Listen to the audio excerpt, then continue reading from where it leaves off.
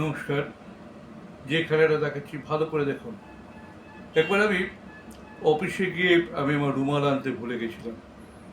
তখন আমার যিনি ম্যাজিকের গুরুদেব, তার সঙ্গে যোগাযোগ করলাম।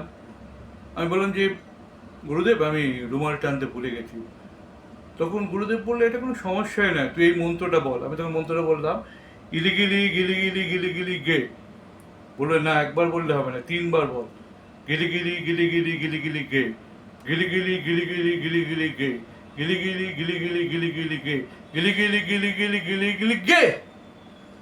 দেখুন, সেই ম্যাজিক্যাল রুমাল, সেই মন্ত্র বলে গুরুদেব যে মন্ত্র দিয়েছিল, সেই মন্ত্রপ্রত রুমাল, সেই রুমাল দেখতেই পাচ্ছেন আমার হাতে। আমি আরও কাছ থেকে দেখিয়ে দিচ্ছি। যদি ভালো লাগে তাহলে লাইক, কমেন্ট, সাবস্ক্রাইব করবেন। অনেক ধন্যবাদ।